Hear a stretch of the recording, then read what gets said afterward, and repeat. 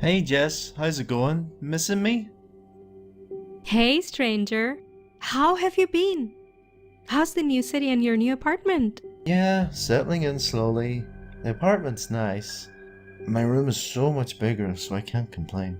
But that's not the interesting bit. Turns out this place has quite a history, and I can't wait to share it with you. Oh, wow, sounds interesting. Can't wait either. How about we have a video chat tomorrow night about 9 o'clock? Is that alright? Sure, sounds great.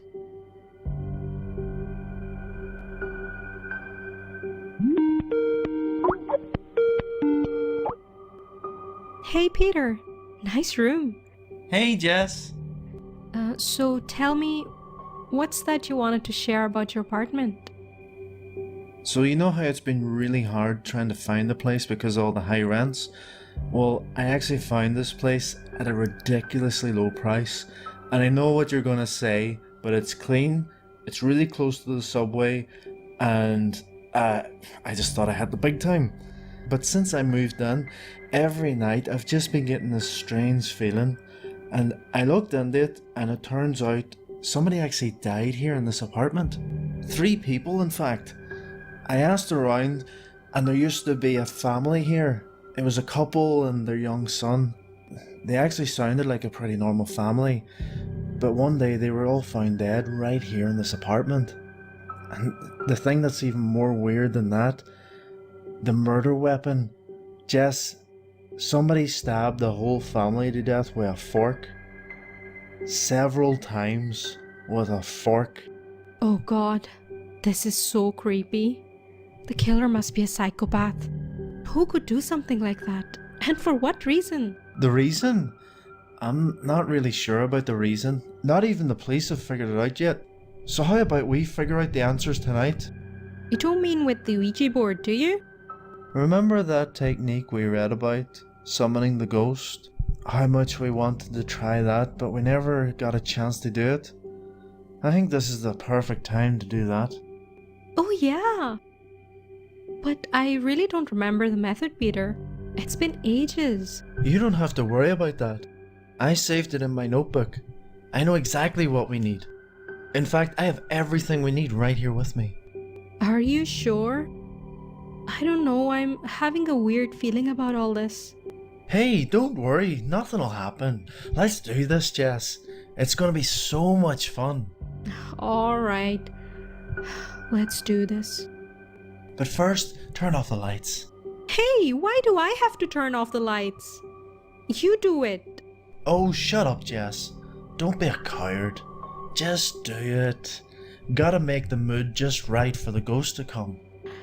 Okay.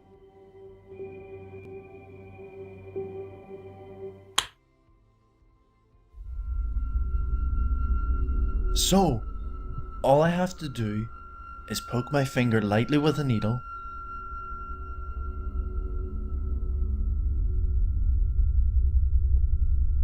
then stamp a bit of blood on both sides of the paper so that they're symmetrical.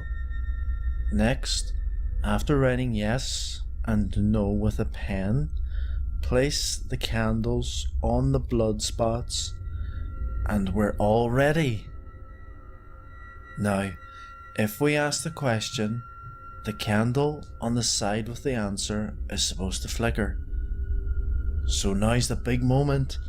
Let's try and see if this works. Spirit, spirit, come here. Spirit, spirit, come here. Spirit, are you here?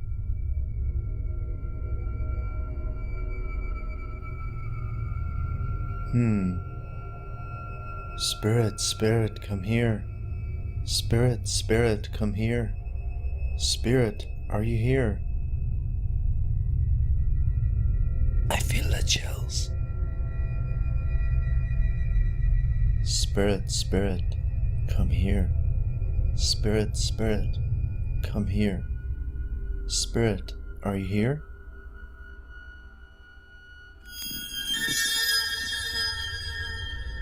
Whoa, did you see that? The yes side flickered. Amazing. This is seriously incredible. Oh, jeez. Just stay calm and let me ask the questions. Spirit? Did you used to live here? That's a yes.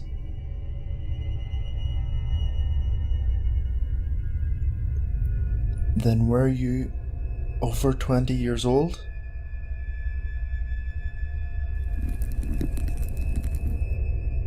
This may be the young son of the couple who was living here. Ask if he was murdered. Were you, by any chance, murdered?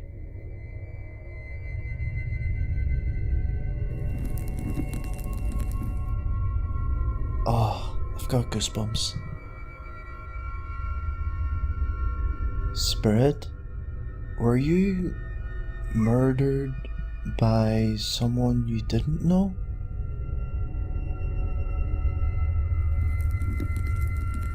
Oh my god.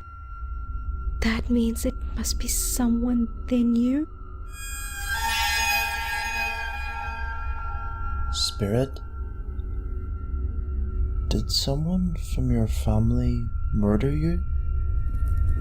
Jeez.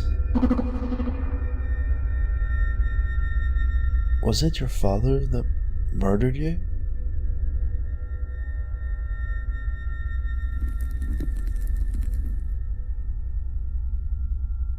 Still have to ask this one, right? Spirit, did your mother murder you?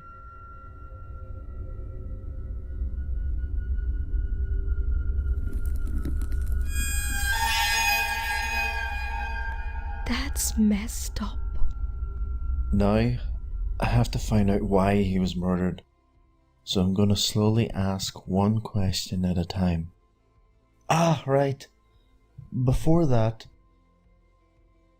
Spirit, is there another ghost there besides you?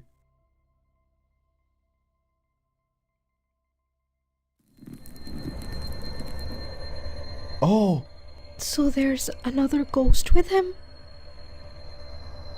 is the other ghost your father? Then, is it your mother?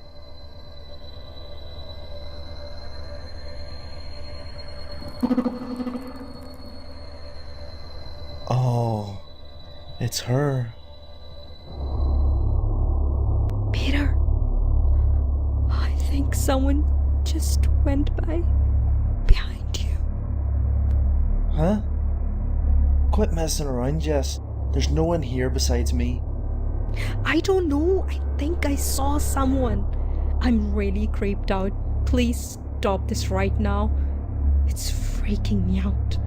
Can you please make it go away?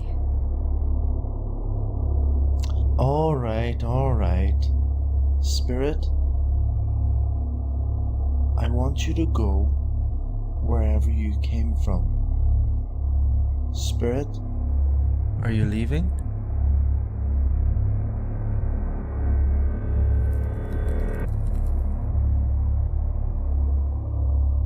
Spirit, are you here?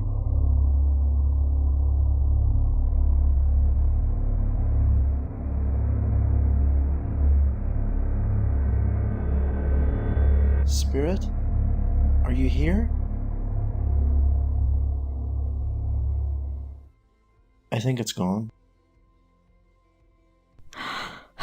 Thank God. Wouldn't want to go through this again though. I can't believe this method actually worked. I know. Hey, I need a glass of water. I'll be back in 2 minutes. Hey, don't be long. I'm feeling a bit tired now. Gotta wake up early. I said I'll be right back.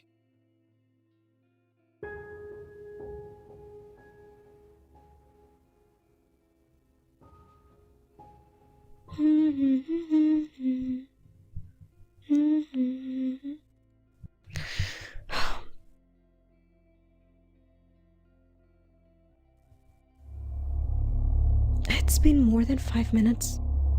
Why hasn't he come back? What's keeping him so long?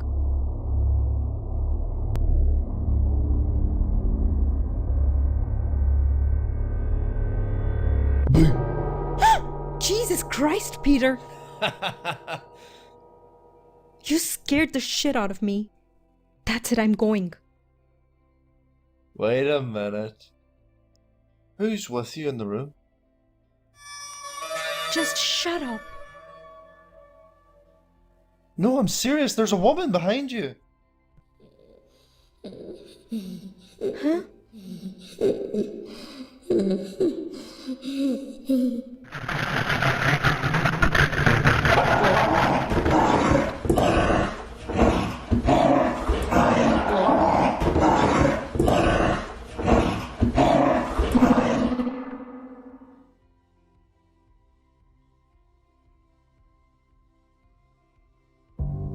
Now on to our next story. This morning, around 1 a.m., a shocking murder of a 19-year-old girl took place while she was video chatting with her friend. The body was badly mutilated with the murder weapon that was a fork. The police is yet to investigate if this was a murder or a suicide, because there seems to be no sign of forced entry from outside the girl's apartment. The victim's friend is in complete shock, and he hasn't uttered a word besides this one sentence. Only he left, but she never did.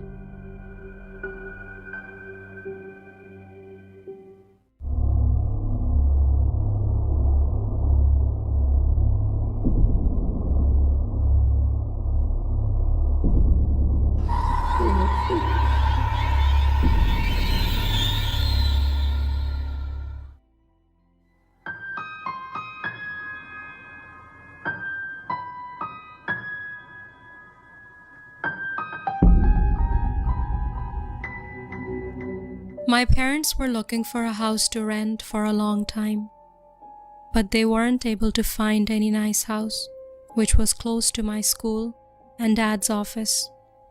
After a long search, my dad found a house, which was also close to my school. It seemed really nice, but there was one thing about it that I didn't like. Right behind it, there was an old abandoned house.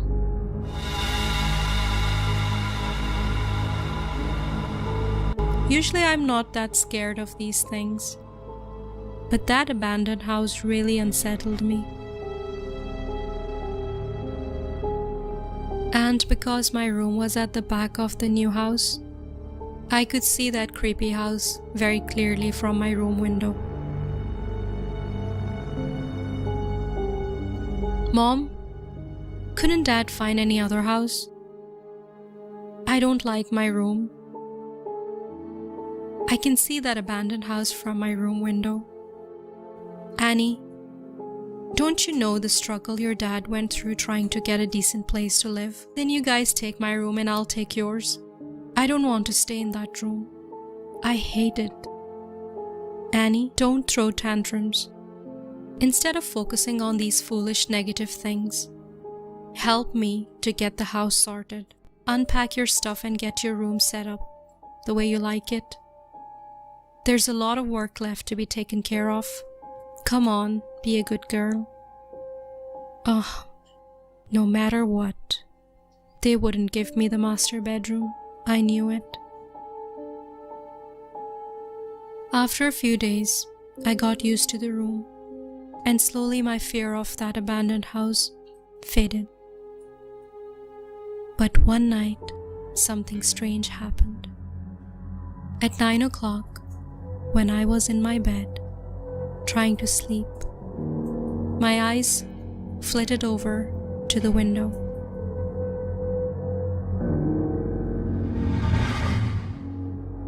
And I saw someone staring at me from the top floor window of that abandoned house.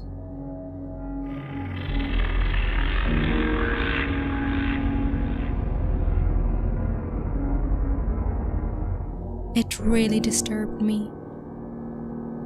At first I thought I was just imagining things, and I kept reassuring myself that it's only my imagination. But I could clearly see that person staring at me.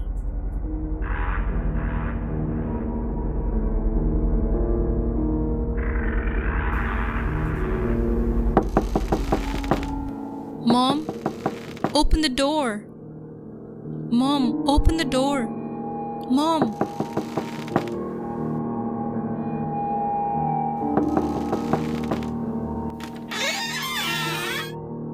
What's wrong, Annie? Mom, I saw someone standing in the window of that abandoned house. Please come into my room and see. Oh. Where, Annie? There's no one there. Listen, at night, even normal things can seem abnormal. This is why I keep telling you not to watch so many horror movies. Mom, I swear there was someone in that window. Sleep, you have school tomorrow. It was nothing. You were just imagining, okay?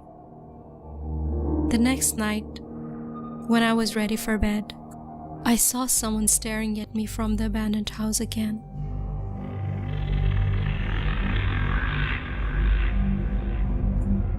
I freaked out.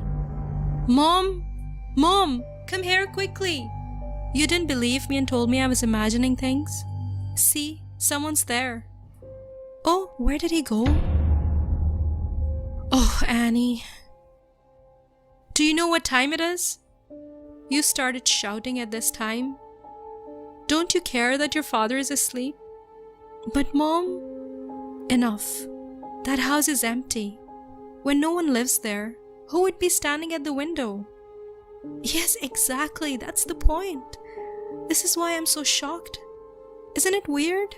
Look, Annie, it's Halloween time. I'm sure some neighborhood kids are playing a prank on you. Oh, yeah. I didn't think of that. Oh, some kid must be playing a prank on me. Please get some sleep now. Okay. I had decided that night that I'm going to catch that little twerp. Must be someone from the neighborhood. I just want to know who it is. I'll then report this to his parents.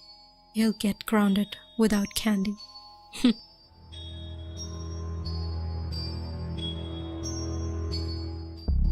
Next night at 9, I set out for the abandoned house. I was so determined to catch that kid tonight.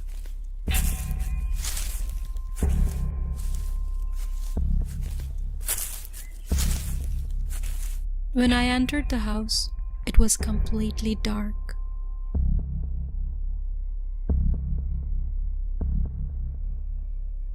I arrived brave, but now I was getting a bit scared.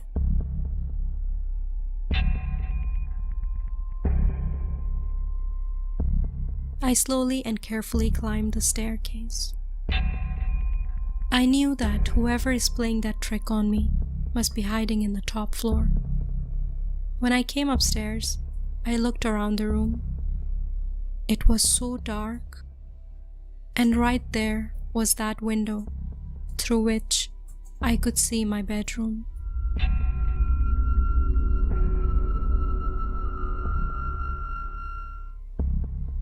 Oh, there's no one here.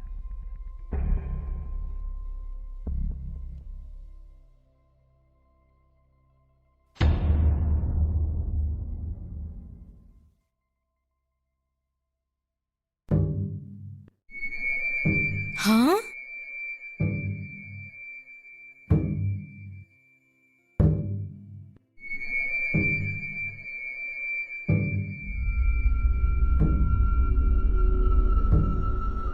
Mom!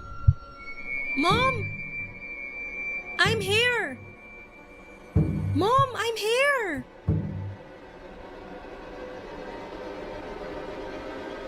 I ran downstairs and tried to open the front door, but it was jammed. I tried with all my strength to open it, but it wouldn't budge. Even though when I arrived, I left the door open. Please, someone open the door. I'm stuck here.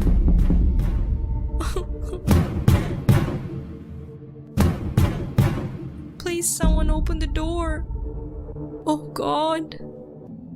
Oh God, where am I stuck?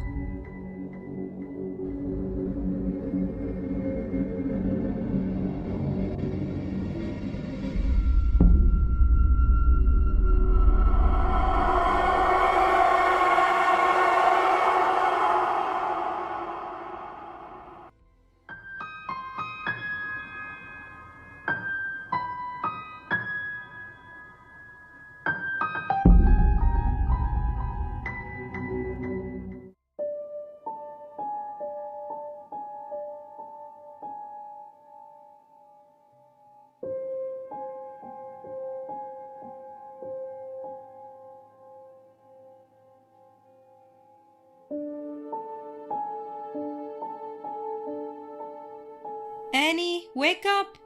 You're getting late for school. Annie, what happened? Why aren't you ready for school? Are you not going to school today? No. Why? I'm not feeling well. What happened to you? I'm having fever. Yeah, you look very pale as well.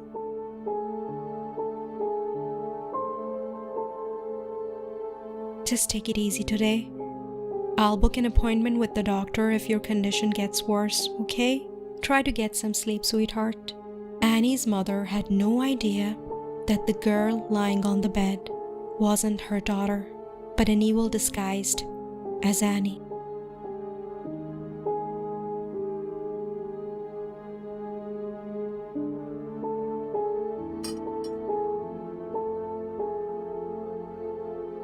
Do you feel better now?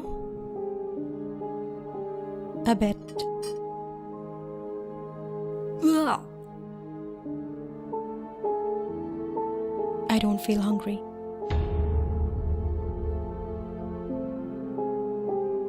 What happened to her? As soon as Annie's parents went to bed, the evil impersonating their daughter went hunting.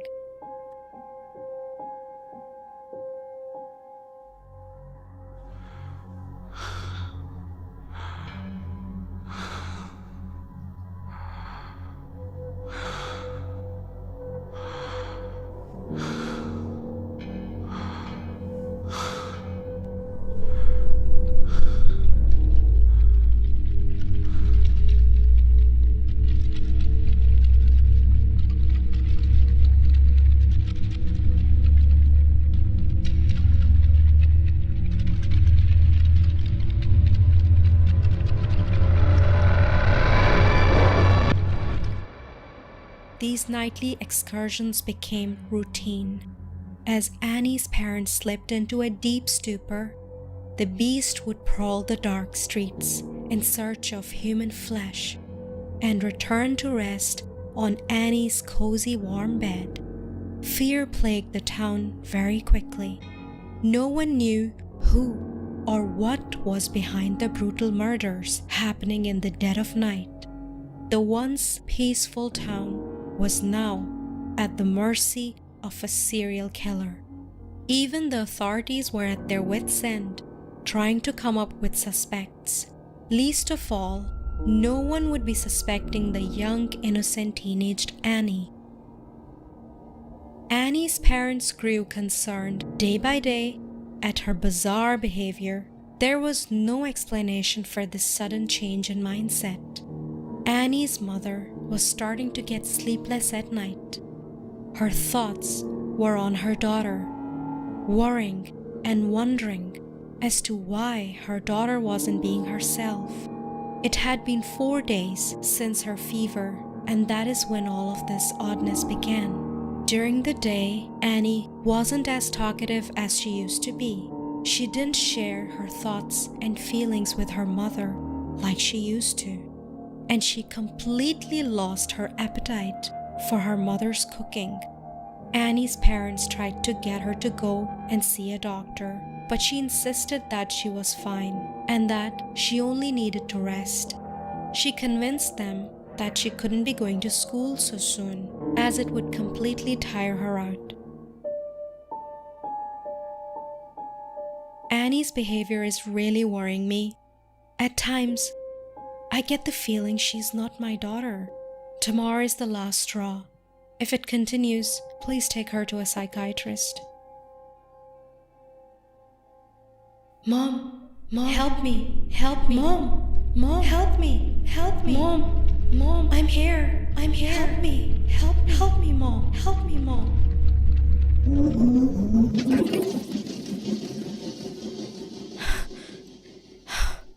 It was a really strange dream.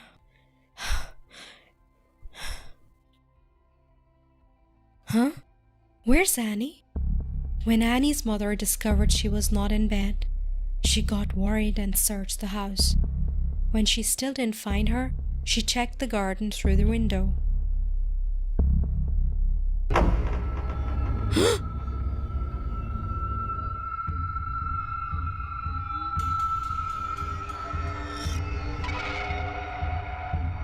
Annie's mother could not believe what she was seeing before her. Just as Annie was about to get up, her mother quickly ran to hide behind her room door to see what this girl was up to. Annie came in the house and straight away went to take a shower.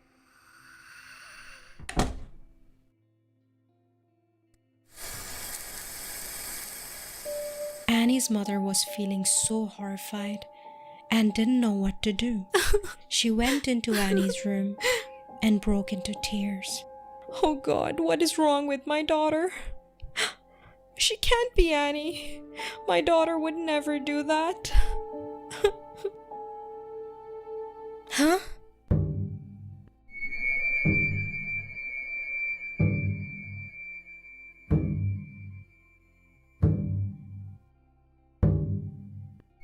Mom, I saw someone standing in the window of that abandoned house. Please come into my room and see. Where, Annie? There's no one there. Mom, I swear there was someone in that window. Annie? What are you doing in my room? Nothing. I just came in to check if you were feeling any better. I'm fine. I was in the shower. Actually, your dad is feeling a bit sick. I'd have to go to the pharmacy to pick some medicine for him. It's quite late, so I was wondering if you want to come along to keep me company. Okay. I'm waiting for you in the car. Come down when you get ready.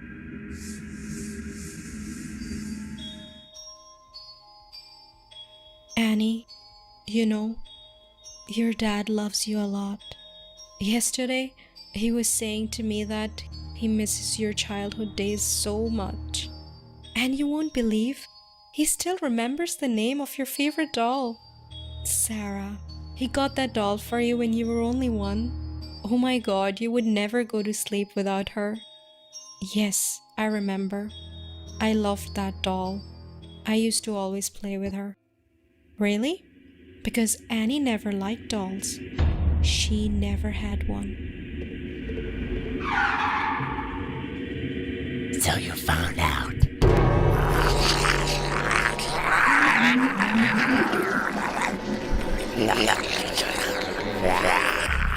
Just as she was about to be attacked, Annie's mother jumped out of the car and locked the demon inside. She quickly got the canister filled with petrol from the trunk and poured it all over the car.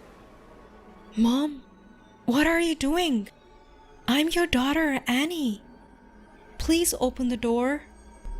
No, you can't be Annie, because my daughter is trapped in that abandoned house.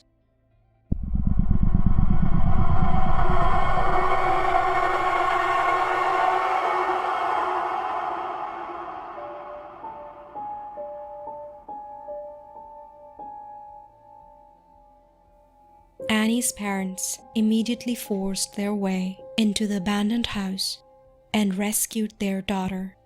Annie was so weak and malnourished that her parents could barely recognize her.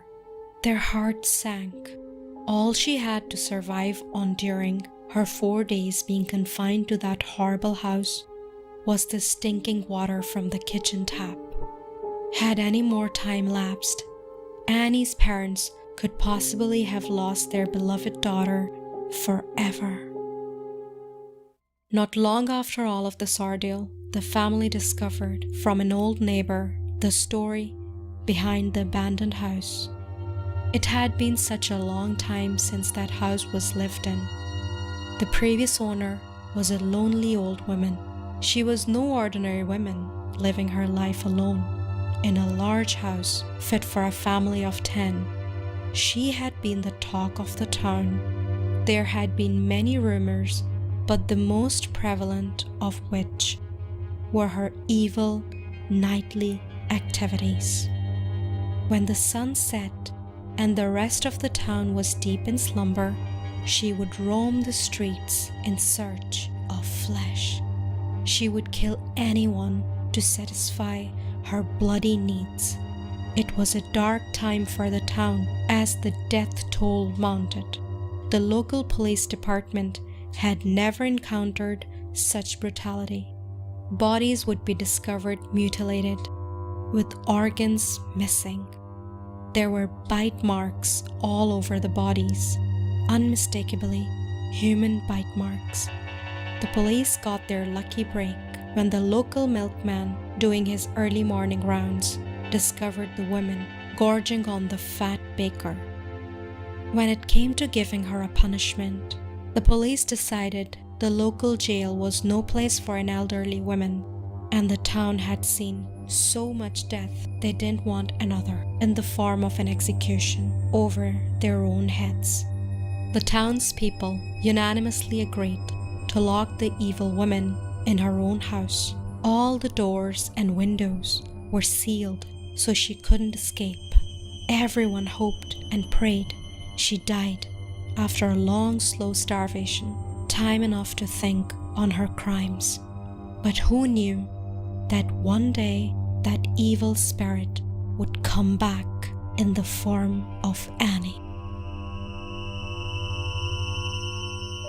It was mere days after the incident that Annie's parents packed up and left the house, thankful they were able to save their daughter's life.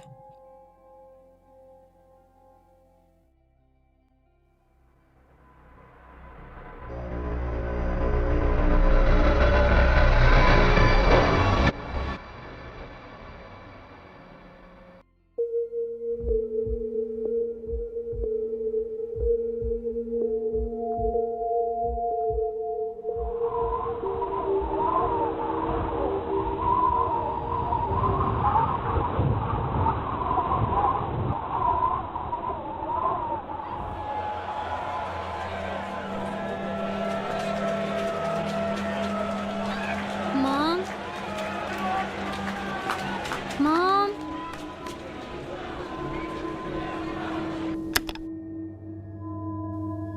Mom? Mom?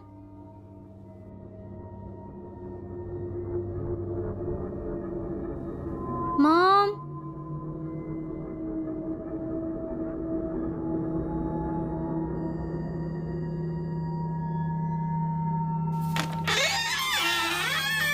What's the matter, Lisa? I tried to sleep, but I can't. Can you please bring me some milk?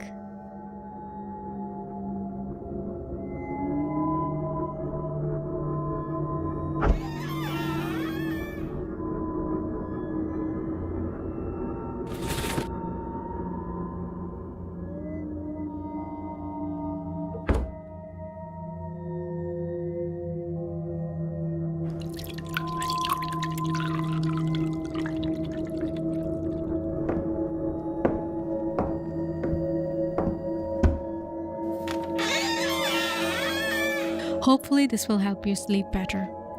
There you go.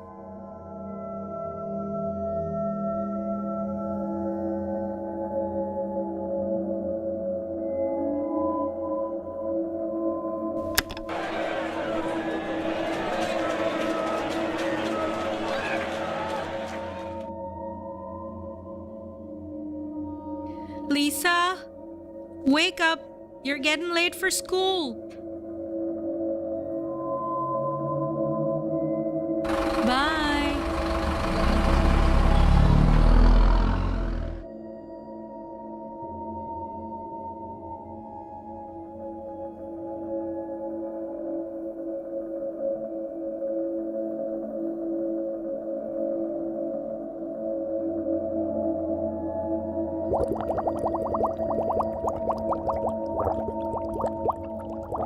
Mom? Mom? Oh my God, not again. Oh, no milk. I can't deal with her not sleeping again and missing school. Lisa, why aren't you sleeping? Mom, I can't sleep again.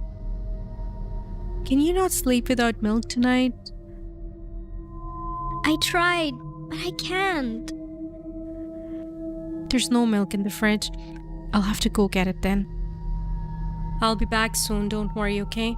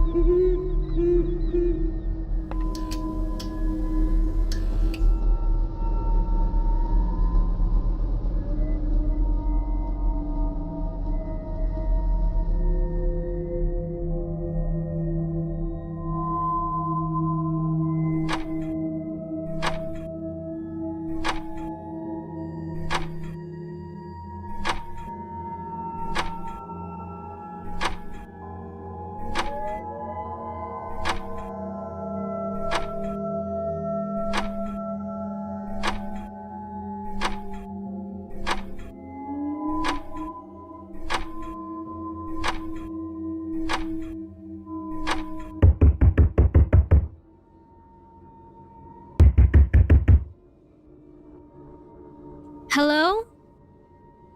Lisa, it's me. Can you open the door? I can't find the keys in the dark.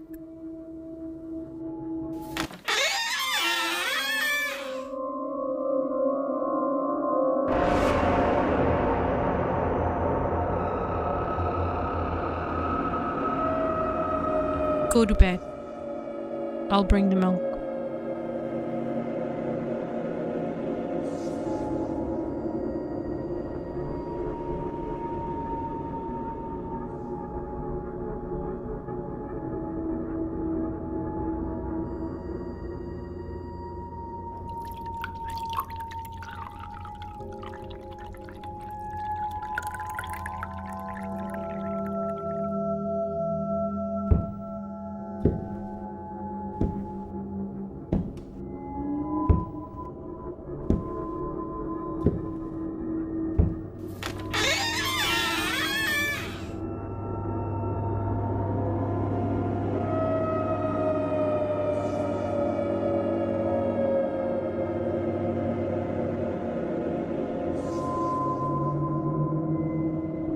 Drink.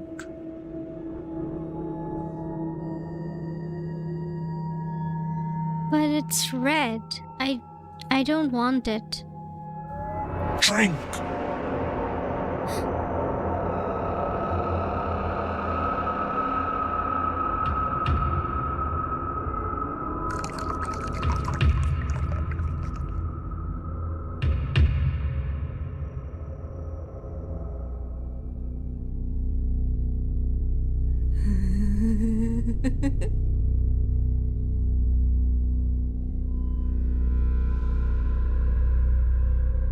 Mom?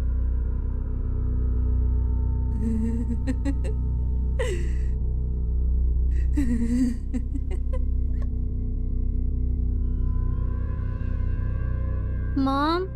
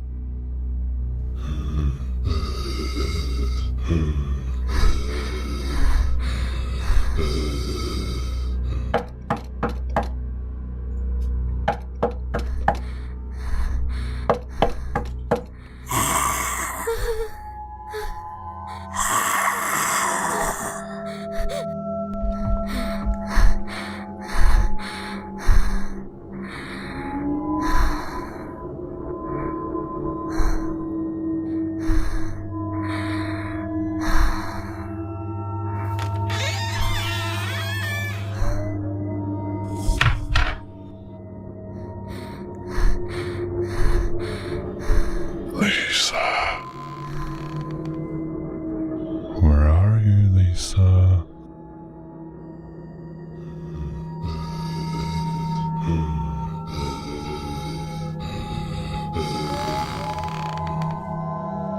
Lisa.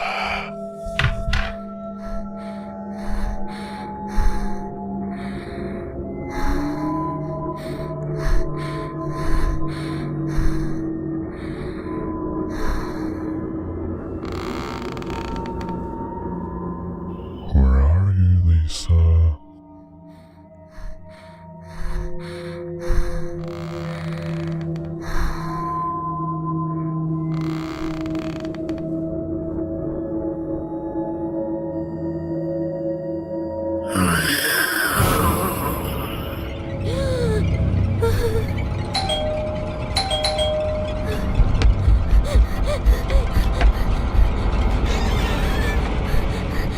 Mommy! What happened? What happened, Lisa? Why are you so scared? Mommy, there's a monster in my room. And the monster looks exactly like you. Lisa, don't worry. Let me have a look. I'm sure it's nothing.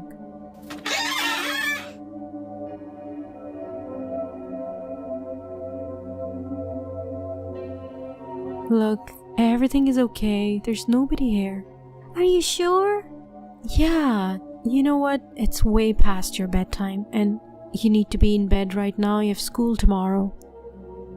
Are you sure, Mommy? Did you check everything?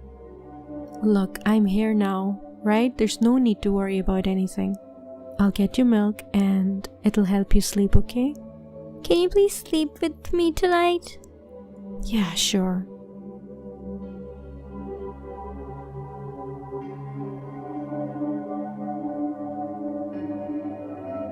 There you go.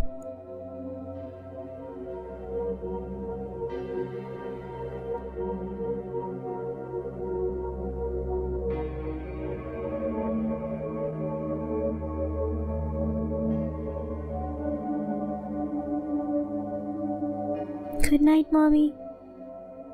Good night, sweetheart.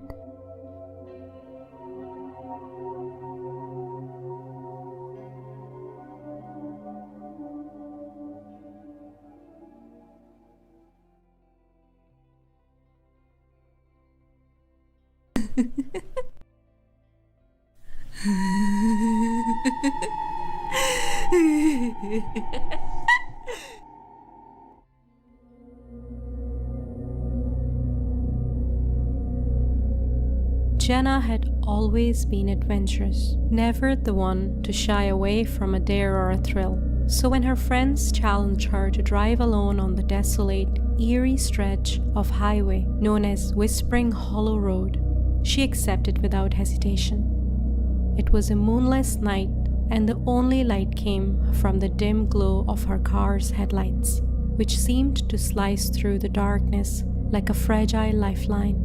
The dense woods on either side of the road loomed like silent sentinels, their branches reaching out to claw at the car as she sped down the narrow, winding path.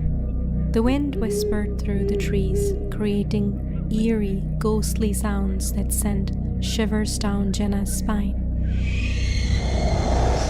As she drove deeper into the heart of Whispering Hollow Road, Jenna's unease grew. The road twisted and turned, seemingly endless, with no signs of civilization in sight. She couldn't help but wonder why this place was so infamous among the locals.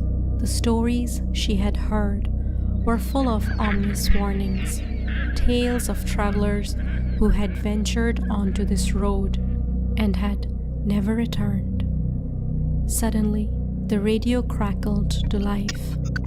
It had been silent the entire journey, but now it emitted a distorted voice.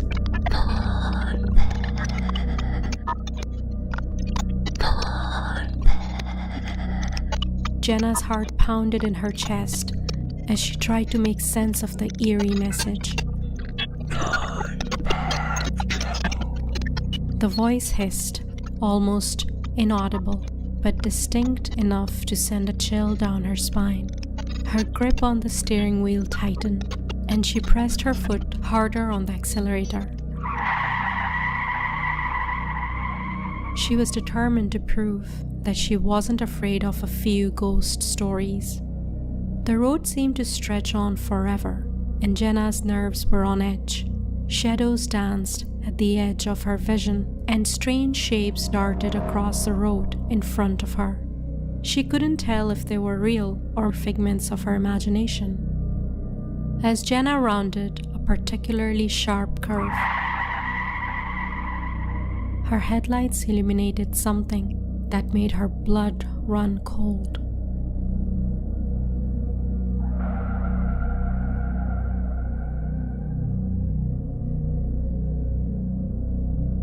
A pale, ghostly figure standing in the middle of the road. It was a young girl, her long, wet hair clinging to her face. The girl stared at Jenna with hollow, empty eyes, and Jenna could feel a profound sense of dread washing over her. She had heard stories of a ghostly hitchhiker who haunted this road, a tragic spirit seeking a ride to her final destination. Summoning every ounce of courage, Jenna spoke. Are you okay?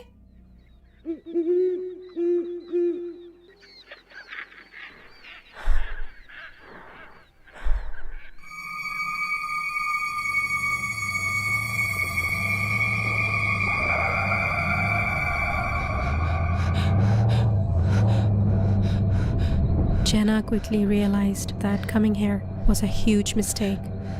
She wanted to get out of here as fast as possible. Suddenly, the radio started crackling again.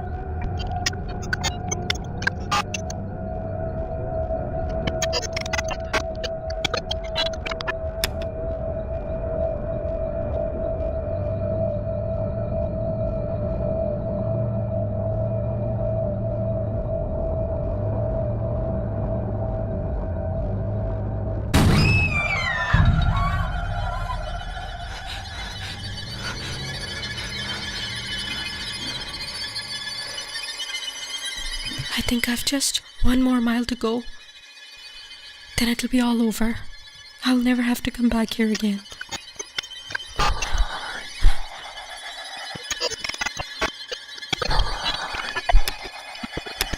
Stupid radio.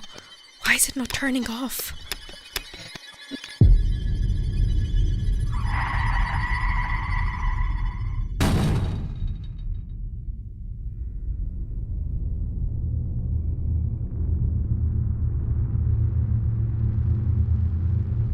Like many others who took a wrong turn and got lost on Whispering Hollow Road, Jenna, sadly, never returned back, and no one will ever know what happened to her.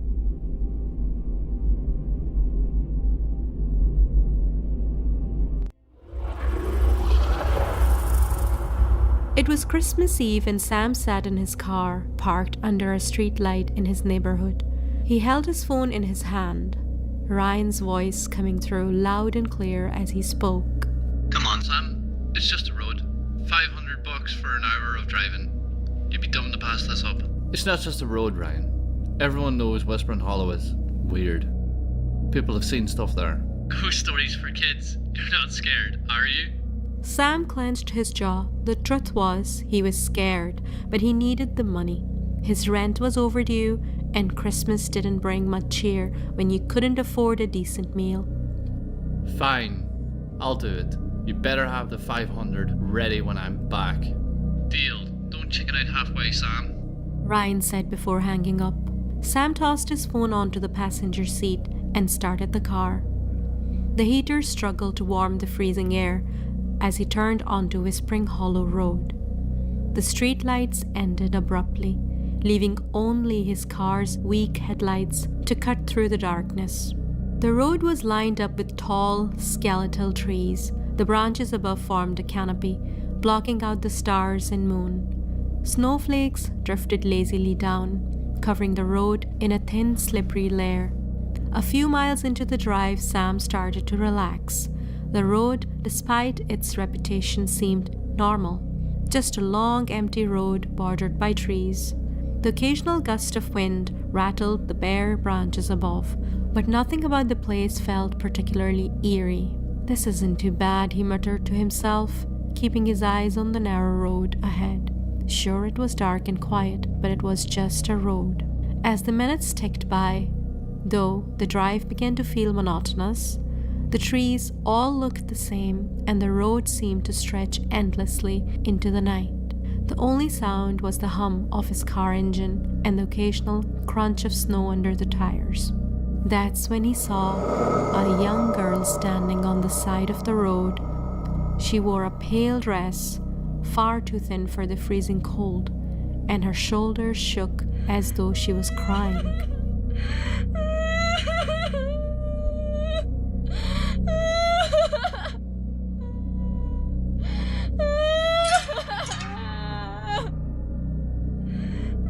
Sam slowed the car and rolled down his window. Hey, are you okay? What are you doing out here alone? Her face was pale, her eyes red from crying. I live nearby. I hurt my leg and I can't walk home. Sam hesitated, glancing at the empty road ahead. All right, get in. I'll give you a ride. She climbed into the car. Sam turned the heater up and started driving again. What's your name? He asked, trying to make a conversation. Victoria Thompson. How old are you, Victoria?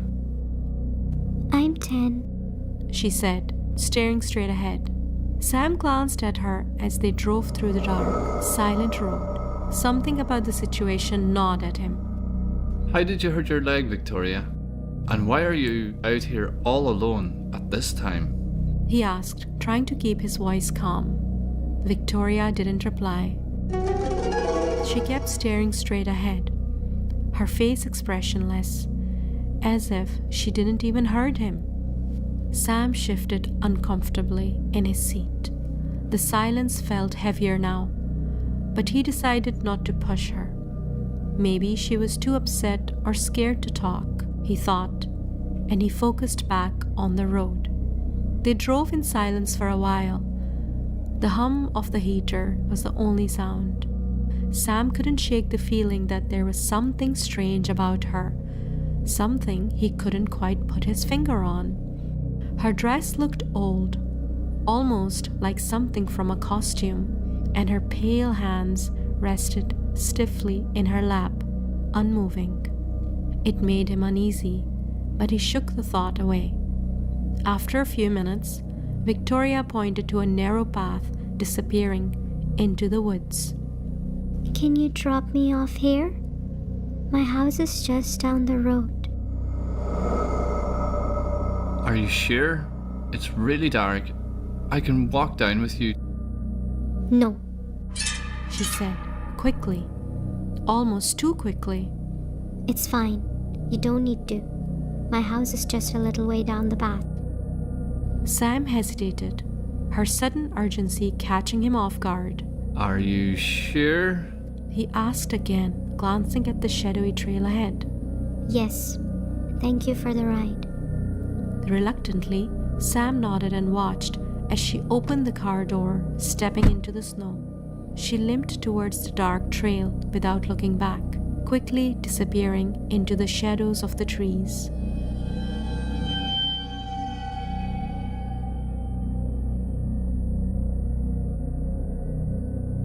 Sam drove off after Victoria disappeared into the woods, shaking his head to push away the lingering unease. The road stretched ahead, silent and empty, but he couldn't stop glancing in the rearview mirror. However, within a few minutes of driving, a nagging thought made him stop. He thought, what if she didn't make it home safely? It's Christmas Eve after all. With a frustrated sigh, Sam hit the brakes. He turned the car around and headed back, his headlights cutting through the dense woods until he reached the path where he had dropped her off. Grabbing his flashlight, Sam followed the narrow trail into the woods. Victoria? Are you okay?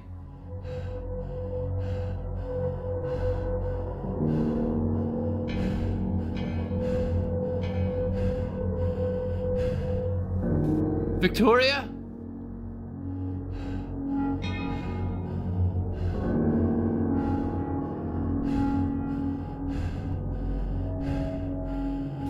Victoria? There was no answer. He walked further, and the woods opened to reveal an old, worn-down house. Its windows were shattered, and the roof sagged under the weight of snow. A rusted sign above the door read, "Thompson Family Home." His flashlight beam swept across the ground and landed on something. A gravestone. Victoria Thompson, 1965 to 1975. How could she have been in the car if she died almost 50 years ago? He bolted back in his car, jumped in, and slammed the door shut. The engine roared to life, and he sped down the road.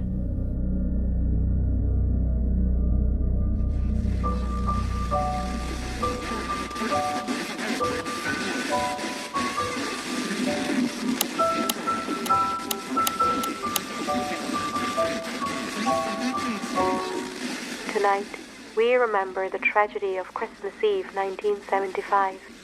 The Thompson family was found dead in their home. Their adopted daughter, Victoria Thompson, is believed to have brutally murdered them on Christmas Eve before vanishing mysteriously. Weeks later, her body was discovered in the garden, her legs badly mutilated. She was buried near the family home. The mystery of Victoria Thompson remains unsolved. Some say her spirit still roams Whispering Hollow Road, looking for her next victim.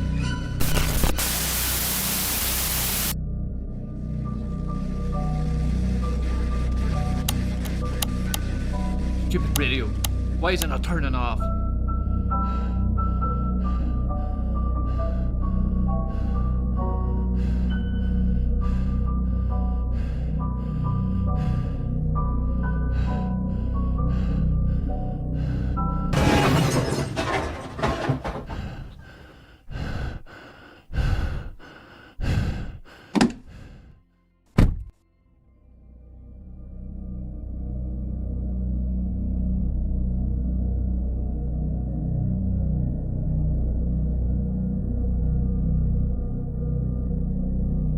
He jumped out and looked around, but there was nothing, no one. He was sure that he hit something or someone. Catching his breath, he climbed back in.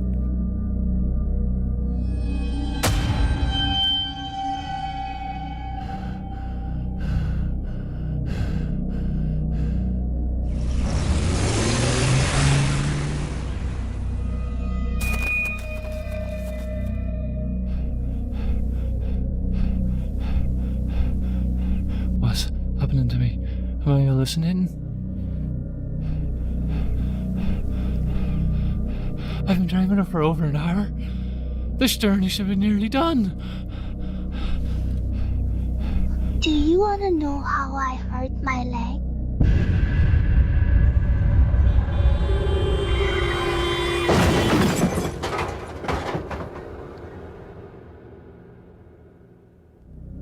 When authorities found the vehicle the next morning, the driver's seat was empty, only faint footprints in the snow led back towards the Thompson family home. Like many others who dared to cross the Whispering Hollow Road, Sam also never returned to see the daylight.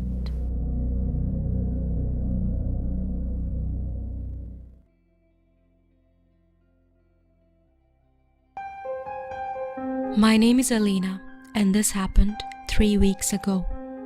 One night my husband came home and told me that he's got something for me. It was a baby monitor, one of the fancy video ones. I asked him if my 3 a.m. visits to the nursery were starting to bother him, to which he replied with a smile, maybe a little, and that he thought this might help us both sleep better. I glanced at the sleek white baby monitor box and said, okay, let's do it. We set it up in the nursery that night.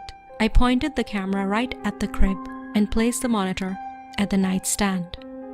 I fell asleep watching the video feed of our son peacefully sleeping in his cot.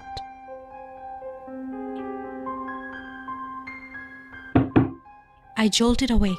I quickly looked at the monitor. The feed showed James sleeping, looking like a little angel. I smiled and fell back into a deep sleep. The next night, as John and I were getting ready for bed, I asked him if he heard the weird noise coming from James' room last night. John seemed a bit worried and wondered if we got mice again in the house. I hadn't even thought about that until he said so. I started getting anxious and told John that I should sleep in James' room tonight, just in case, because I didn't want mice getting into the crib.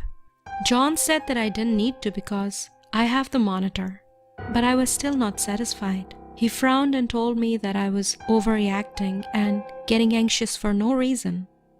It wasn't my anxiety. I was just concerned about our child's well-being.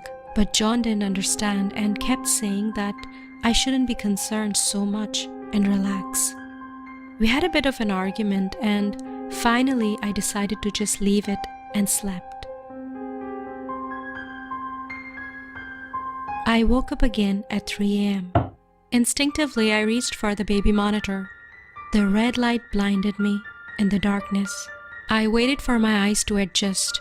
There was my little man facing away from the camera, with his little tufts of hair sticking every which way, sleeping peacefully.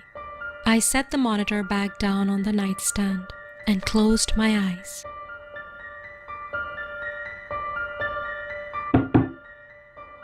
My eyes flew open.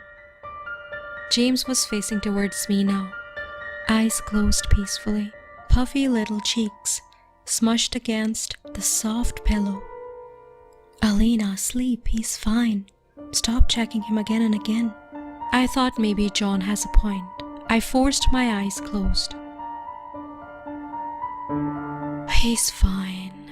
The fog of sleep filled my mind, melting my thoughts into dreamy nonsense. He's fine.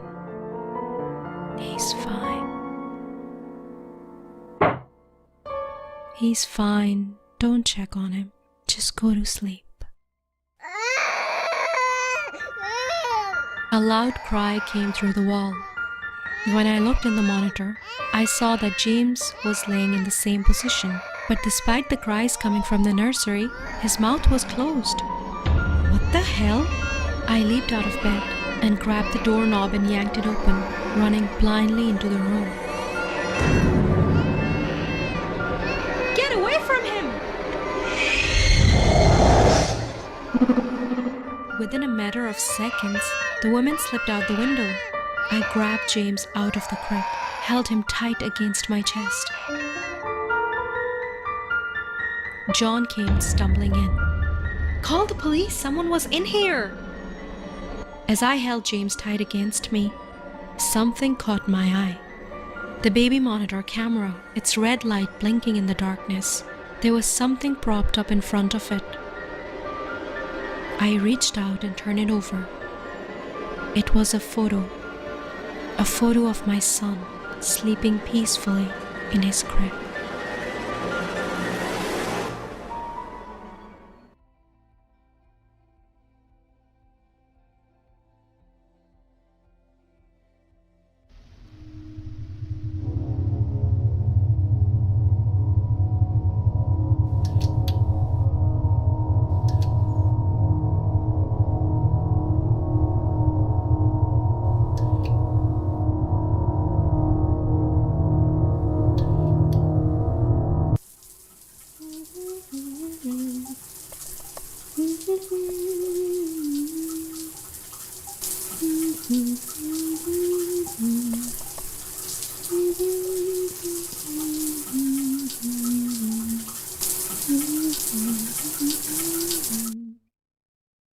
Oh, don't tell me.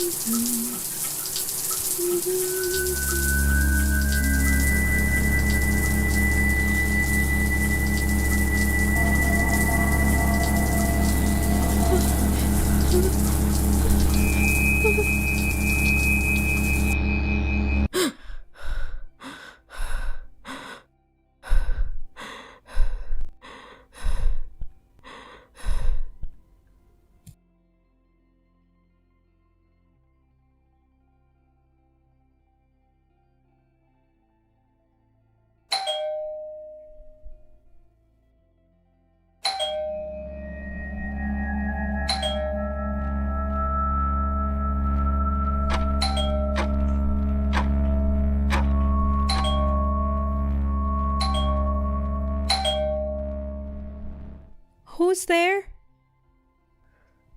Hello?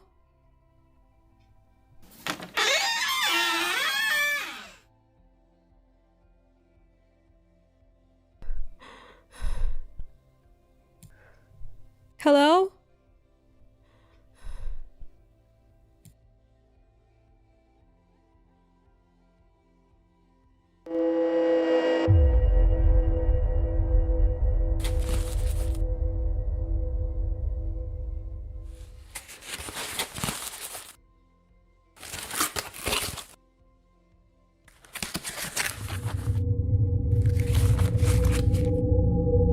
Aww, so cute.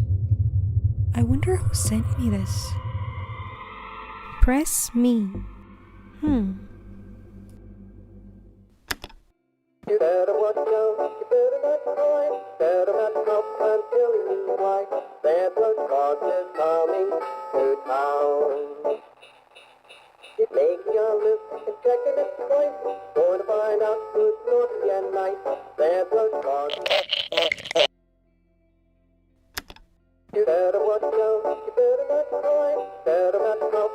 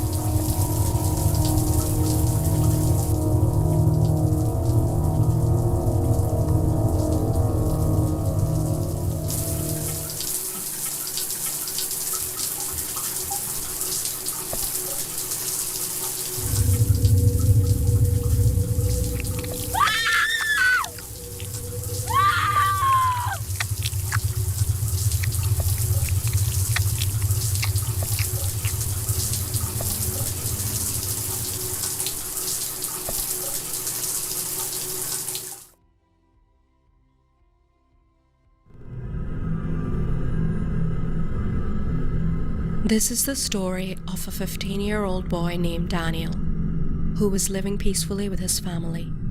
He belonged to a very rich family and was the only child of his parents. His parents had provided him with all the facilities and comforts of life, and he was very close to both of them. But one night changed his life completely. That night, his parents were coming to collect him from his friend's birthday party. They were driving through the woods when suddenly a strange woman came in front of their car out of nowhere.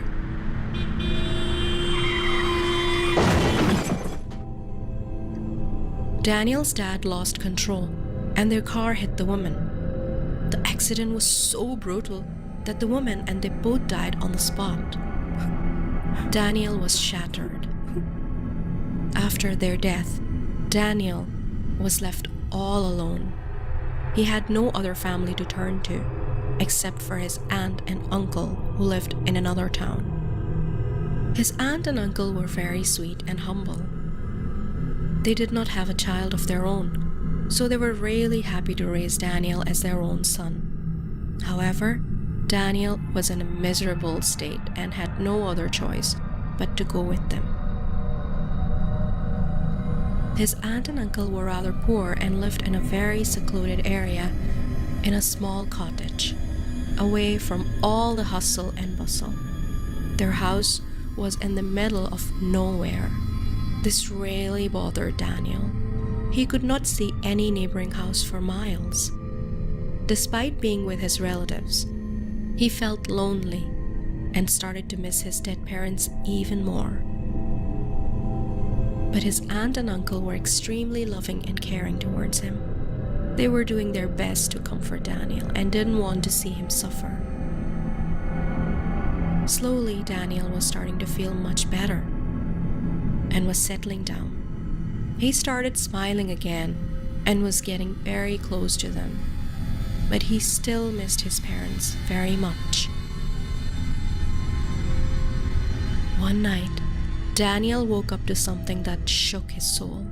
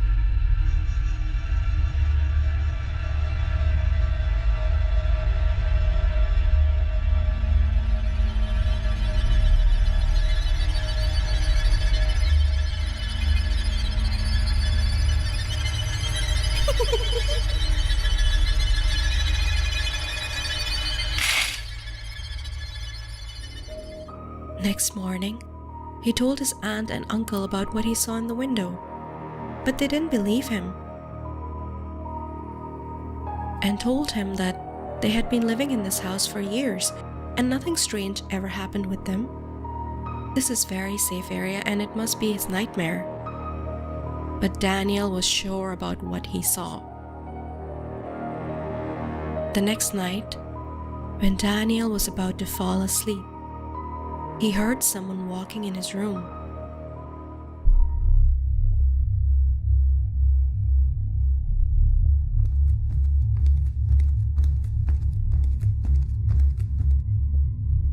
He could not see a thing because the room was dark. "Auntie? Is that you?"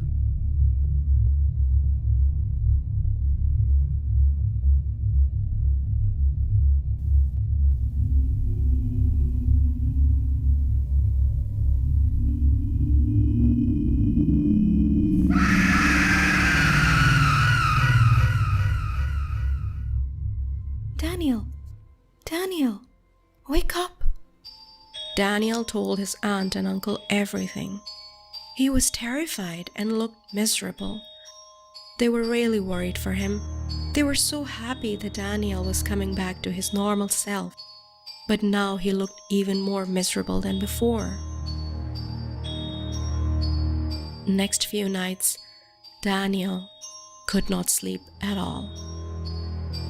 He was afraid to even close his eyes. This was really affecting his health. He wouldn't talk or behave like he used to. They could not bear to see his health deteriorate like that. They felt as if they were losing their own child, and when they could not do anything to save him, they decided to take him to a good psychiatrist. After examining Daniel's condition, the psychiatrist told them that Daniel is suffering from severe mental trauma after his parents' sudden death. It seems like the loss of his parents has affected him so much, both mentally and emotionally, that he has developed schizophrenia, a condition which is causing him to see things which aren't real. He prescribed Daniel some strong antipsychotic medications and told them that he should take these medications regularly. Otherwise, Daniel's condition can deteriorate to the point of no return. His aunt and uncle started taking care of Daniel more than ever. They made sure he takes his medications regularly. But sadly, Daniel's condition was not improving.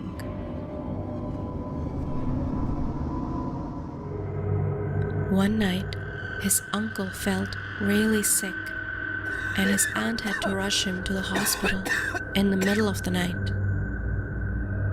Daniel was asleep.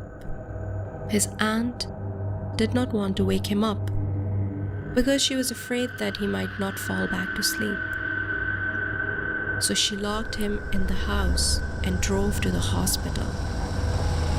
Daniel heard the car leaving and woke up. Auntie? Uncle? He realized that he was all alone in the house. That was enough to make him paranoid. He knew that any second that woman would appear from the dark, and there will be nobody to save him tonight. This will be his end. Anxiety hit him so hard that he started searching for his pills like a lunatic. All he wanted was to take his pills so he could calm himself and hide under the blankets. When he couldn't find his pills anywhere, he thought that his aunt must have put them somewhere in her room. He got enough courage to get out of bed and ran towards her bedroom.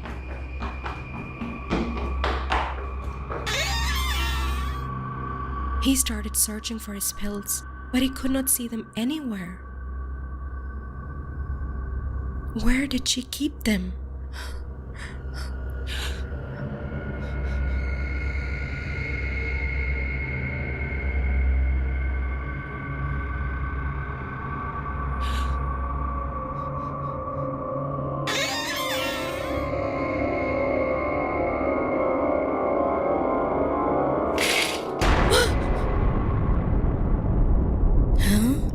A mask? That night, Daniel found out that his aunt and uncle were behind all this. Their plan was to drive him insane and send him to an asylum so they can get all the wealth Daniel's parents had left for him. They would have succeeded if Daniel hadn't found that mask that night in his aunt's wardrobe. After that, Daniel left their house, called the police for help, and his greedy aunt and uncle finally got what they deserved.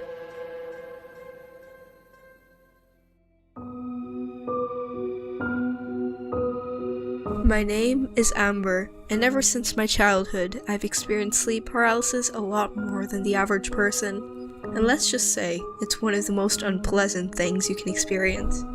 Since childhood, I've always had vivid hallucinations when I was experiencing sleep paralysis, and they've always scared me, even to this day. This story is one of the most terrifying things that have and ever will happen to me in my lifetime. It all started in late January. I had just moved into this new house in a small village on the island of Hawaii. My house was near a deep pond, and I got it for a good deal because it was supposedly haunted, and no one else wanted to purchase it. But I've never really believed in the paranormal or anything like that, so I just saw the good deal on a decent-sized house and took it. A few weeks after buying the house, a big snowstorm hit one night, causing the power to go out and snowing me in.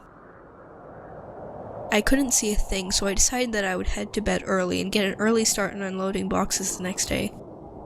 I hopped into bed, pulled my blankets over me, and fell asleep in the pitch black room. I woke up to the noise of tapping at my window.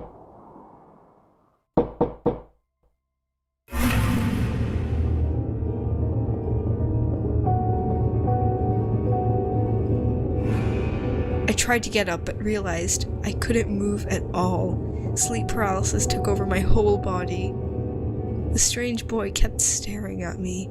His eyes were pitch black as if he had no pupils. He had a wide, inhuman, devilish grin, and his teeth were huge. I was terrified and wanted to scream, but I couldn't and was forced to watch him. I kept telling my mind that it was just a hallucination, but it was a lot more vivid than any other hallucination that I had ever had. Then in a split second, he was gone. I calmed myself, thinking it's all going to be over soon now. My fear started to rise when I heard the noise of clanging in the kitchen. Did he break into my house? I was getting paranoid. I couldn't move. I strained my eyes to try to see the bedroom door through the darkness, and I could see something. A figure standing on the other side of my bedroom door. He slowly opened the door. It was the boy. I could hear every footstep he made. He continued to creep towards my bed, and I could see his devilish grin from the corner of my eye. He just stood there for minutes, and it was lasting longer than any sleep paralysis I had ever experienced. I felt that I was about to die. I was just praying it would be over soon. My prayers were answered, and I was finally able to move again. The boy was gone. The next morning when I woke up, I felt something strange as I walked on the carpet. The carpet was soaking wet, and at that point, it hit me. Was it really a hallucination? Or did someone actually come into my room last night? I shared this incident with some of the neighbors, and it turns out there was a spooky story about the pond near my new house. Back in 1947, a group of kids were playing on the banks of the pond. One boy accidentally tripped over a log and fell into the water. Before any of the other children could react, the boy sank beneath the water surface. For a few moments, they waited for him to resurface, but there was no sign of him. Horrified, they ran back to the village to get help. Some local men came as fast as they could and dived into the pond, searching for the young boy. They were terrified by what they found. The boy was sitting on a rock at the very bottom of the pond. His arms were hanging down by his sides and his body was swaying back and forth with the currents. His eyes were wide and his mouth was hanging open, but he was dead in the water. The eerie sight sent shivers down the spines of the men who had dived in to save him. They were deeply disturbed and said it was such an unusual way to drown. It was as if the boy had calmly sat down on the rock and waited there to die. Ever since, bizarre rumors began to spread around the area. Many villagers believed that the ghost of the drowned boy lurked beneath the deep waters of the pond. They said that at night he would come to the surface cold, wet, and shivering. His icy hands clutching at unsuspecting victims and trying to pull them into his watery grave. According to the rumors, he was trapped in this world by accident, and the only way he could escape was to find someone else to take his place at the bottom of the pond. As I mentioned before, I don't really believe in the paranormal, but that creeped the hell out of me. After that, I put my house up for sale as I am no longer able to sleep peacefully in this house. A strange, eerie feeling always keeps me restless. But unfortunately, so far no one has come to view the house or made any offers, as it was famous for being haunted. My current situation does not allow me to rent a house, so I am stuck here. I just hope I am able to get out of this place.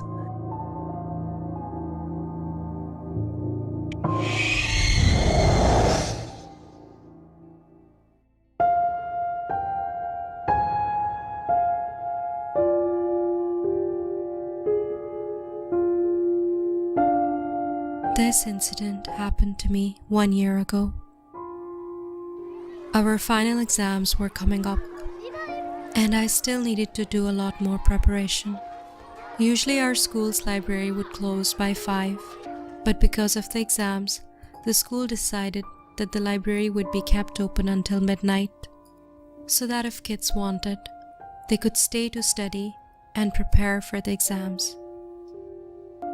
My house wasn't far away from the school, so instead of studying at home, I preferred studying in the quiet, calm library and mostly prepared for the exams there. That day, I left my house at 6 o'clock and soon reached the library to prepare for the exams. I was so absorbed in studying, I didn't realize that it was now 10 o'clock. I had never stayed in the library for that long. Usually I would be on my way home at around 8.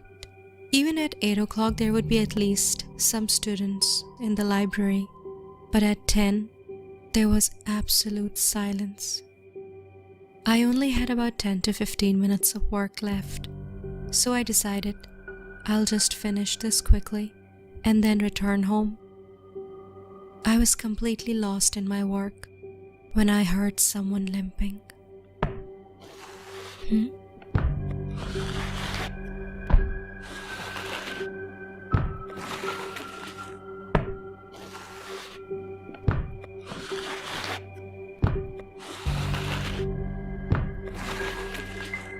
I quickly grabbed my books and ran out of the library. There's a very long corridor outside our school library. At the end of that corridor, when you turn right, you'll find the school exit door. I went through the corridor and was quickly getting near the exit when I saw a woman standing at the end of that corridor.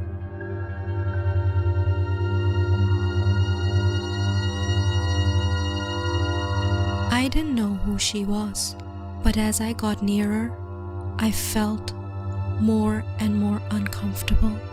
I got so uncomfortable that I called out, "Who's there?"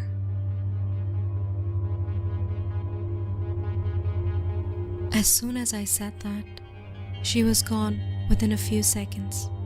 I sighed a breath of relief and continued out the front door. Due to exhaustion and hunger, I couldn't even walk properly, but I noticed that the street was strangely completely empty, which was extremely odd because this street is normally very busy. Even at night you can see people walking on the street. Due to panic and fear, I kept looking at the ground while walking. I was nearly home when suddenly I saw a shadow on the ground stretching out to me, even though there was no one around me.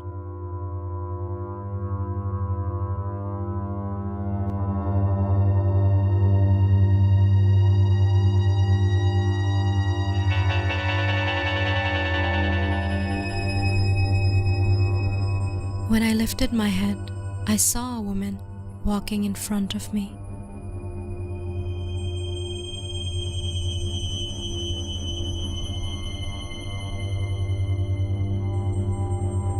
I found her very strange. She looked as if she was disabled and that she was having trouble walking. And she was walking so slowly that I caught up to her in no time. Now I was so close to her that I could see her clearly. She was wearing tattered, dirty clothes, and her hands and feet were twisted. Also, her hair looked very messy. I found it so strange that I stopped in my tracks. My gut was telling me over and over not to go any closer to this woman. I didn't even have the courage to overtake her and walk on.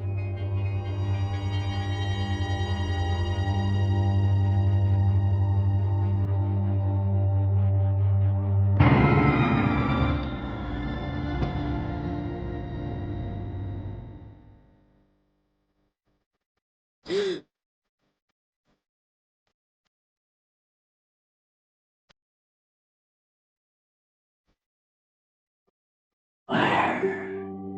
is my daughter? I was frozen. I couldn't utter a word due to shock. My brain went numb. I didn't know how to answer her strange question. Out of fear, I pointed far, far away to the woman. Over there! I just wanted her to go away. She limped to where I had pointed to her, and she walked so far away that I couldn't see her anymore.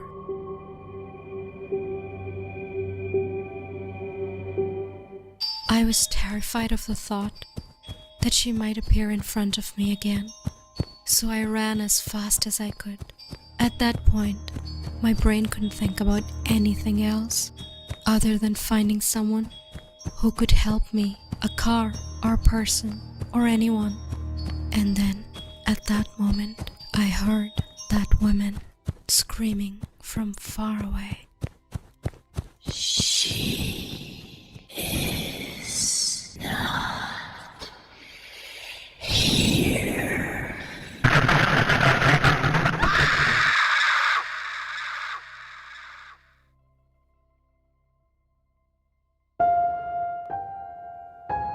After that, I remember nothing. When I became conscious, I found out that my neighbor found me passed out on the ground, and he brought me home. I found this out from him, that in 1998, there was a 32-year-old woman named Agatha.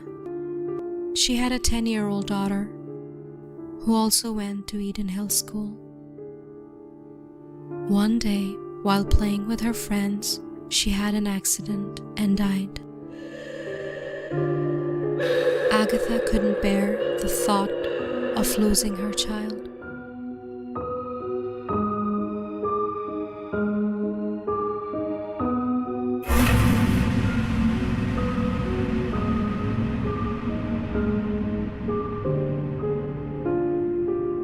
After that, Agatha's ghost was seen roaming around in Eden Hill School and the surrounding area, looking for her lost child. She's still wandering, hoping to be reunited with her daughter once again.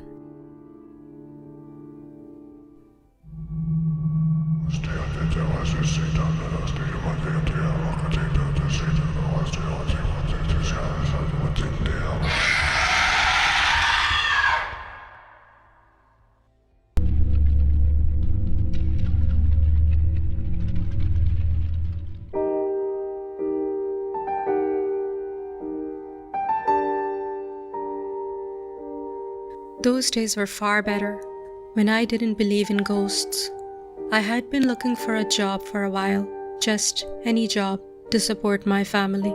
Then finally, I got a job at a small hotel as a receptionist.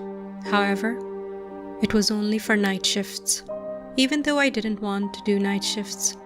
But I accepted the job, since I had no other option. A small hotel's night shift job can be difficult at times because sometimes you could be dealing with difficult customers. But it still is a fairly easy job. All you need is willpower to stay up all night.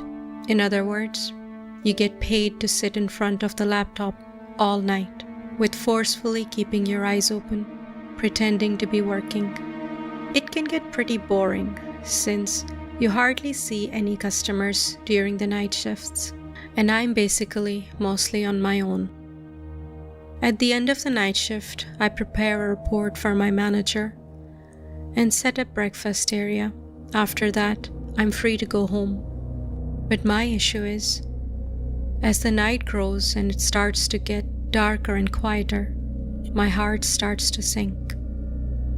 Don't get me wrong, yes, the hotel lobby is well lit, but it gets completely and utterly dark outside and very, very quiet. Another issue with my night shift job is that because it's a small hotel, there's no other co-workers with me on the night shifts. So basically, there's nobody to talk to, which makes this job even more depressing. Yes, I know there's people in the rooms upstairs, probably sleeping right now, but that doesn't make a difference to me.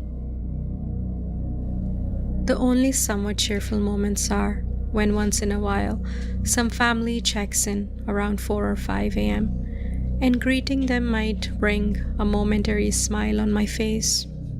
But then afterwards, there's again complete silence and a sense of weariness. I keep looking at the time, waiting impatiently for the clock to strike 7, so I could go home.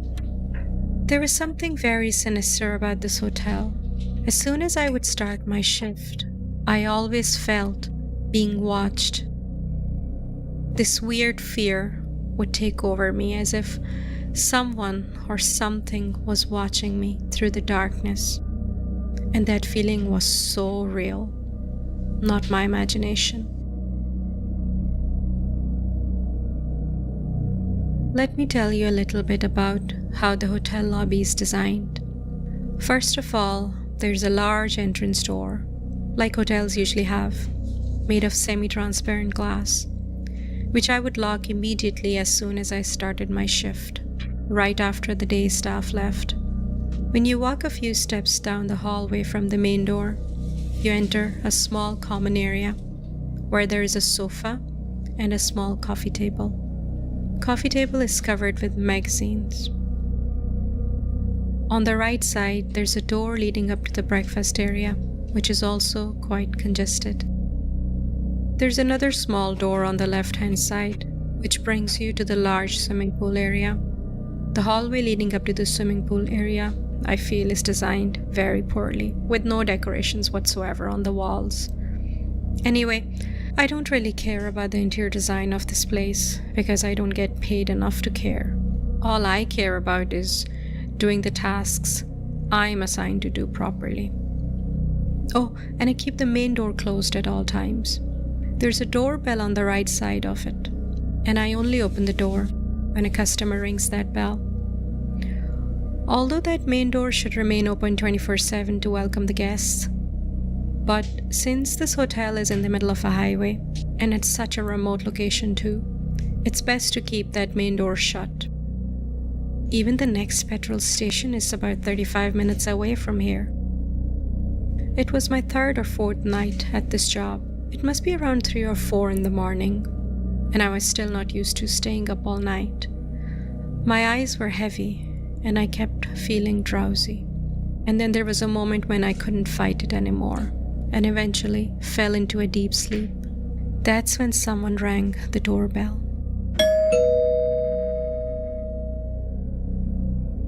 I woke up in an instant and ran towards the main door, half asleep. I tried opening the door using the keys. That's when I looked through the glass.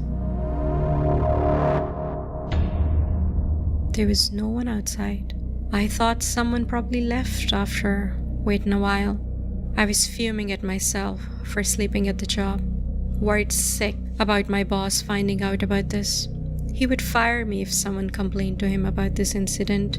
I went straight to the breakfast area and made myself a strong cup of coffee. I was so ready to stay up alert all night. And then, only after a short while, someone rang the doorbell again. This time, I sprinted towards the main door, looked outside, but strangely, there was still nobody there. I looked around, wondering, who could that be? There was no chance of someone playing a prank on me either. After that, no one rang the doorbell all night. After a week at the job, I became used to staying up all night. In fact, my manager was quite happy with my performance. He gave me a really good feedback, which was extremely motivating. I desperately needed that. However, instead of giving me a bonus, he added more onto my responsibilities. like managers usually do. He asked me to clean up the swimming pool area after sorting out the breakfast tables. I said okay.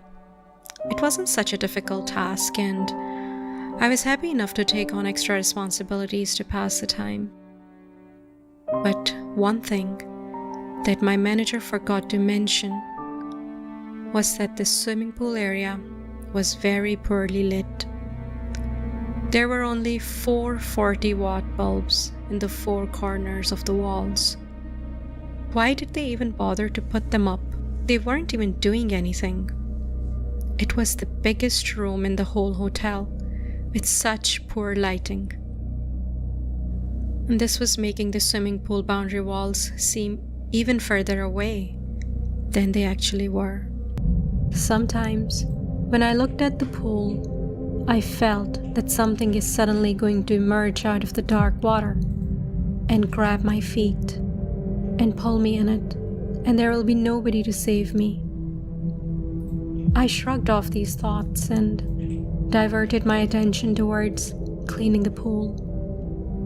As I was trying to pick out some leaves and sticks from the pool, I saw a dark shadow of someone behind me in the water.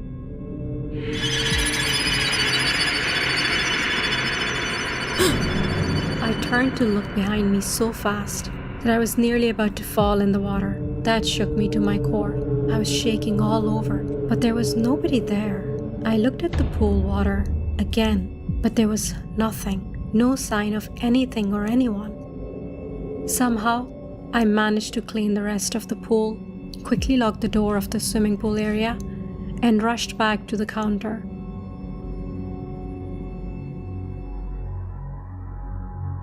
I tried sharing this incident with my morning shift colleagues, but instead of believing me, they thought I was making it all up to scare them, or this was all in my head.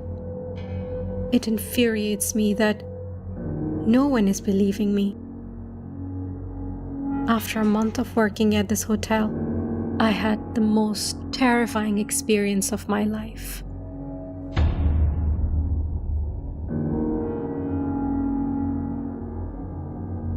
I heard in the news that there will be a massive storm tonight, which might result in power cut for a couple of hours. While I was sitting in the common area watching this news, all of a sudden, the lights went out.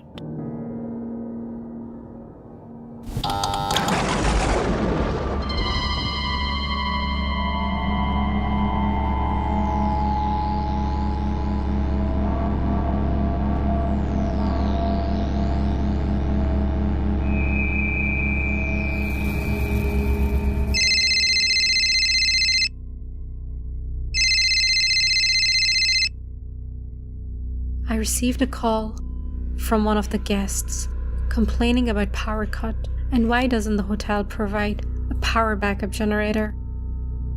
I tried to calm him and explain to him that the generator broke down only yesterday and we are very sorry for the inconvenience caused. After a few minutes of giving out to me, he hung up. I thought I should find my torch and go back to the counter in case any other customer comes down with a complaint. Thank God the manager at least had provided me a torch in case anything like this happened. But there was one issue with this torch. It was quite old and it sometimes didn't even work properly. When I tried to turn it on, the light was flickering and it was very dull. I was standing in the hallway with the torch in my hand when I heard this strange noise of a woman sobbing or moaning in pain. I was moving the torch around everywhere to see where this sound was coming from. It sounded like the sound was coming through the walls, like someone was in pain and moaning, but I couldn't pinpoint exactly where.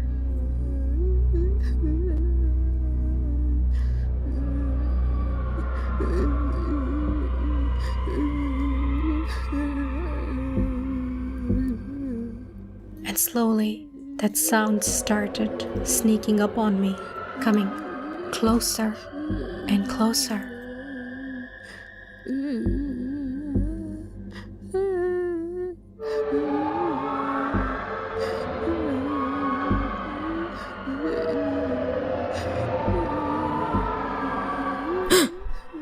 And then I saw her.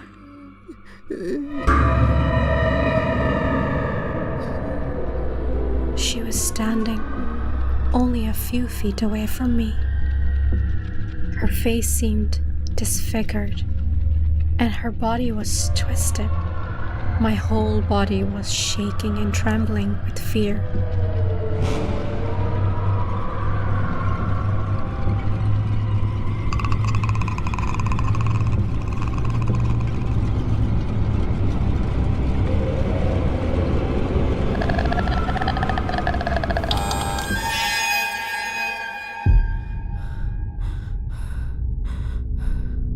When the lights came back, she also disappeared with the darkness.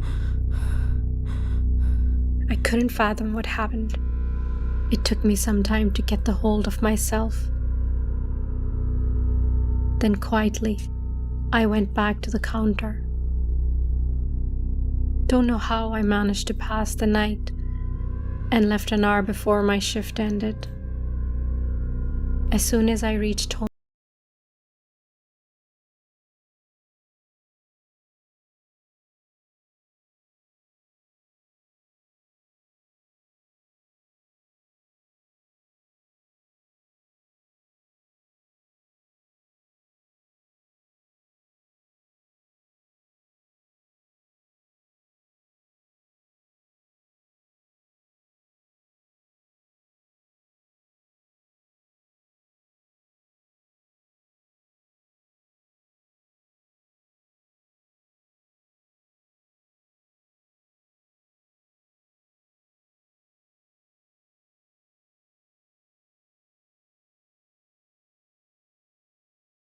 "4 months since I've been working here.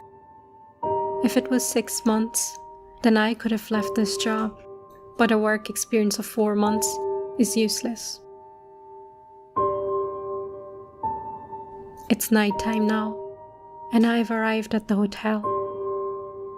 According to the news, tonight is again going to be a very stormy night. I have bought a new torch, and I've fully charged my laptop. I have kept an extra battery as well, just in case.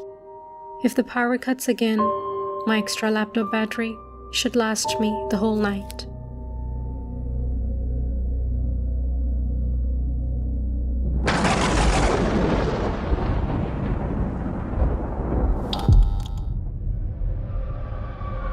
Damn it! I think I left the torch in the car.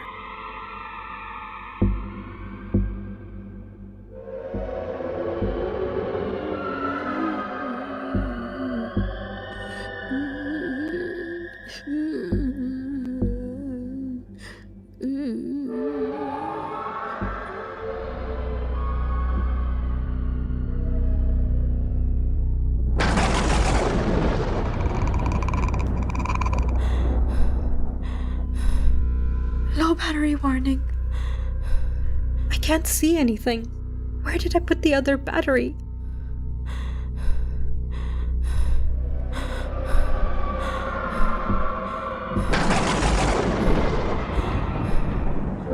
Oh no.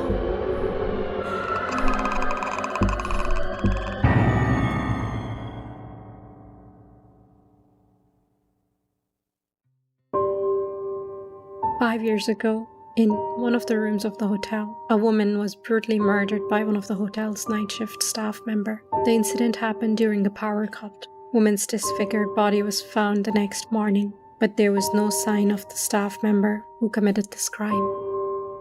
Disfigured body of the night shift receptionist was found on the floor next day. No one found the evidence or proof of who killed her.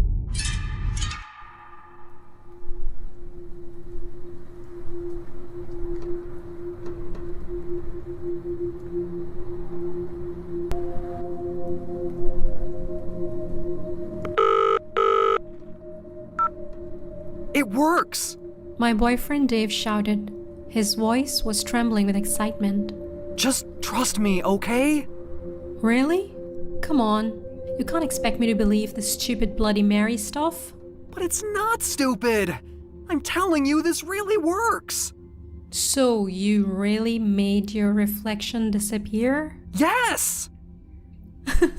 You think I'm gonna fall for this? It's not a prank. Believe me, it's real, and it's going to blow your mind. Just try it. It's not like you have anything better to do. Think of it as a fun little way to pass the time on a boring Monday evening. Alright, so what the hell am I supposed to do? 10 minutes later, I stood in front of the mirror in my bathroom, with the light switched off, and a lit candle placed on the counter framing the sink. So what next? I asked, wanting to get this over with quickly. Now, pick up the candle, bring it close to your chest, and look into the mirror. I obliged with the candle in my right hand and the phone in my left, noticing that Dave was doing the same. Now, smile. Menacingly. What? Oh my god, grin! Grin at the mirror until you start to get scared. I was about to make a smart-ass comment, but then thought better of it. No sense in dragging it out. I leaned forward, brought the candle closer to my jaw, and after a couple of awkward seconds, stretched my lips into my best impression of an intimidating smile. The faint light from the candle basked the lower half of my face. The glint of my eyes, the way my crooked canines gleamed, the malice that I intentionally emanated from my face began to make me feel uncomfortable, gradually but steadily. Mirror, mirror on the wall, now we are in your thrall. All we have is this to say, come and take our reflections away. It was so stupid, so childish. I would have scoffed at the ridiculousness of it all, but the condescension caught in my throat, suppressed as it was by something else. Fear. I could hear the wind howling outside, causing the creaky branches of the tree outside to groan and scrape against my bedroom window, and the chill in the air which made my insides shiver. But most of all, I could see the silhouette of my face as it was reflected in the mirror, grinning back at me with naked malice etched upon its face.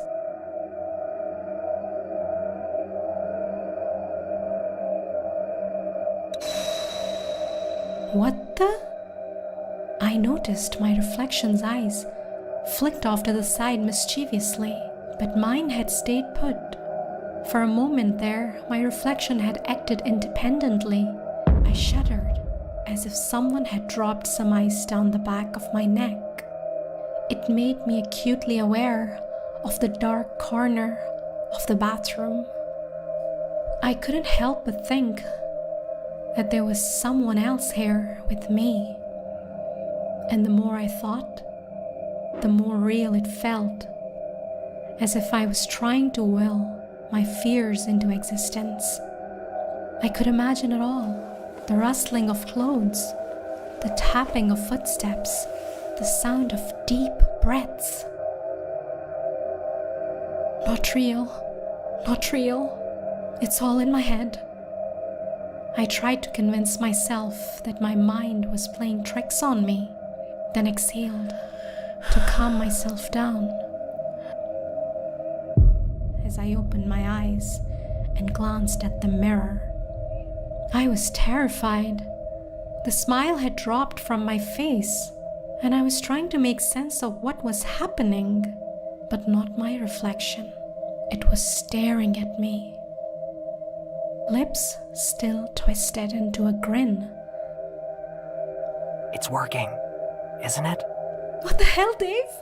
What the hell is happening? Wait, it'll only get better now. No, end this now. Before he could reply, something changed. My reflection moved, its pupils rolled back into its skull. Still smiling. Always smiling. Stop this, Dave. See? It works! Just stop this. I don't know how. It'll end on its own. I dropped the candle, jumped at the light switch, and flipped it on.